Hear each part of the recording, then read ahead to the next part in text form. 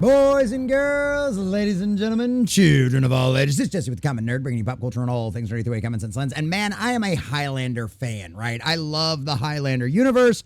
Those are some of the movies I had watched earliest when I was growing up as a kid. For that, I rented from Blockbuster. I love the idea of Immortals.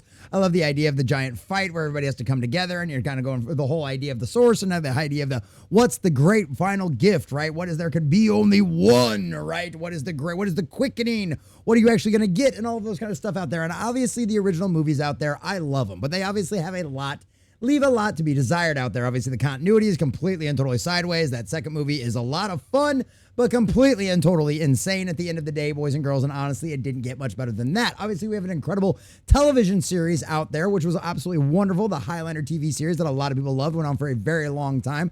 And some of the spinoffs were just great. So needless to say, there's a lot of fans of the Highlander universe out there, even despite some of the inconsistencies out there with the movies. Well, boys and girls, when I heard about a reboot, when I heard about a rehash, when I heard about, of course, a revisit to that universe, just like many of us out there, immediately rolled my eyes because, oh dear God, what kind of abomination are they possibly going to do to our wonderful, beautiful, fabulous Highlander franchise? Well, when I heard the cast was going to be Henry Cavill, ladies and gentlemen, my ears perked up quite a lot on that one because as we all know, Henry Cavill is one of us, right? He is a fan, he is a nerd, he is a geek, and has a lot of respect for source material out there. We heard about the issues that happened on the set of Witcher out there, why he was pushing back for Geralt to be Geralt and not turn into the abomination that we saw happen. And of course, we will continue to see in Netflix's The Witcher series out there.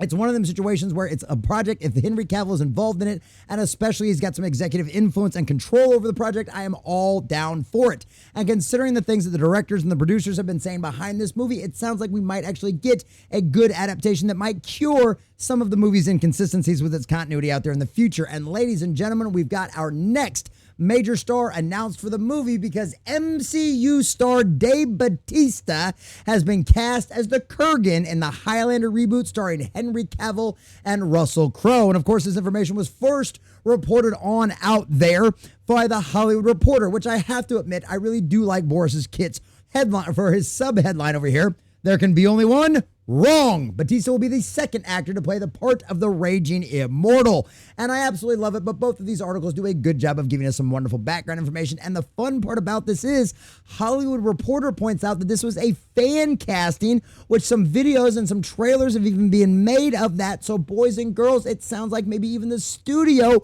might have listened to the fans out there. And if that is not a good positive sign for the direction of this future of this movie and this franchise as a whole, and of course, the fans being made happy, I don't know what is. So for these articles, we're getting all the juicy details of exactly how this has been released and what we can expect to see from the Highlander franchise in case this is your first info into all of that. But before we do, if you do enjoy our content, hit that like button, share with all your friends, and subscribe or follow if you have not already, boys and girls, because we are grinding, we are growing. We just crossed 2,100. We're still on our way towards 22. I think we're sitting at like 2,135, and I could not do that without every single one of you.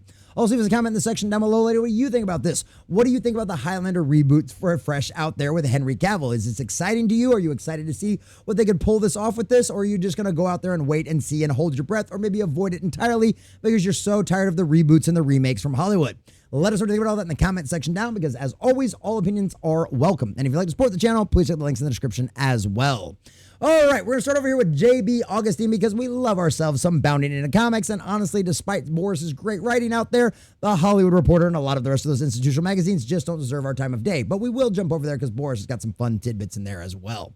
All right, the cast of the new Highlander grows more impressive with each announcement. The line starts with the remake star, Henry Cavill, and continues with the addition of Russell Crowe as Ramirez, so that should be fun to see how that pulls out. Obviously, with the Sean Connery out there being an excellent Ramirez in the first movie, hopefully Russell Crowe can continue on and do a great job with Ramirez as well. That said, the film didn't find its Kurgan to fill the boots of Clancy Brown. That is, until now. Dave Bautista has answered the call to fight for the prize and is close to playing the Kurgan in the upcoming reboot.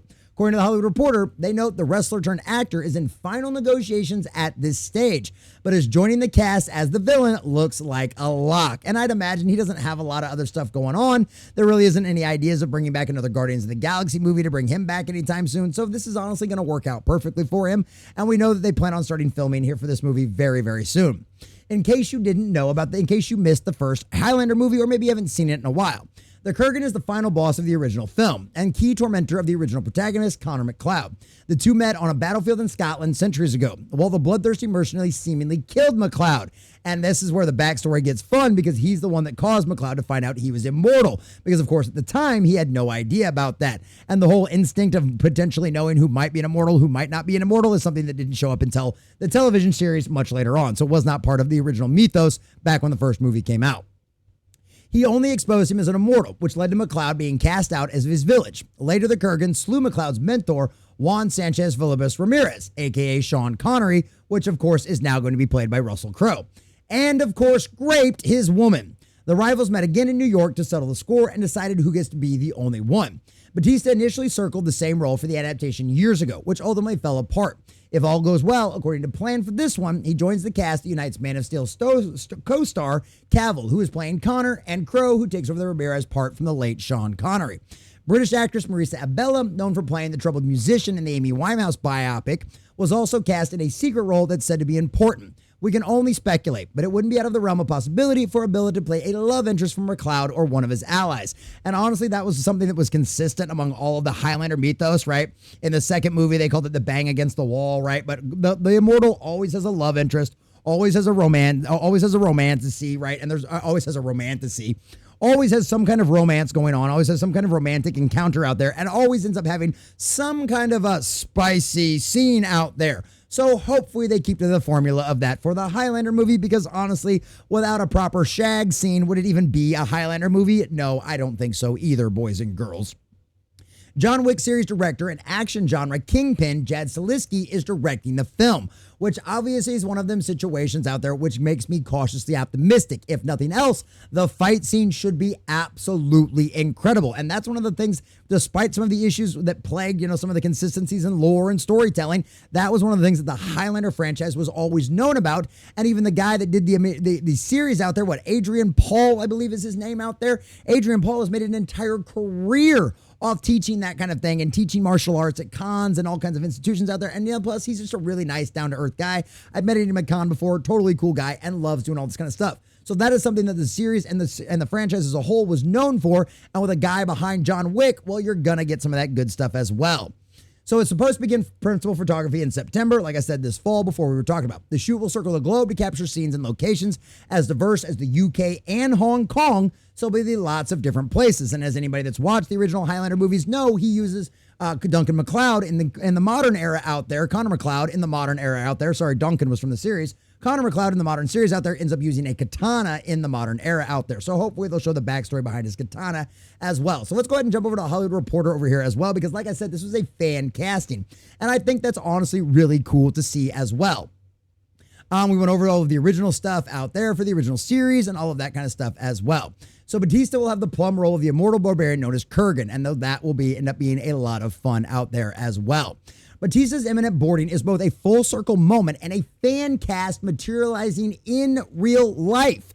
Bautista was circling Kurgan back in 2015 when a version was being put together under director Nicholas Sikorsky for Summit Entertainment. In recent months, fans have shipped Cavill and Bautista as opposing immortal warriors in fan-made trailers. I love this too. Look, we'll link to one, but it's just bad. Anyway, that's seen fan-made trailers. Shout out to all the work that goes into. Obviously, AI is going to make them much better, but yeah, they're kind of janky. But needless to say, I love the fact this was a fan casting and the fans are going to get what they want. I absolutely love this kind of thing on there as well. So honestly, it's a good sign. I think Bautista could play a very good Kurg. I think he can play a very good crazy, big, hulking psychopath out there, which is exactly what you need for Kurg out there. Play a crazy guy. Bautista obviously has no problem being bald, which will work out very well for the character. And honestly, I think this is just an overall good casting. The guy has the stage presence and the screen presence to pull off a very hulking, menacing, evil kind of character. Can he pull off a proper psychopath? I don't know.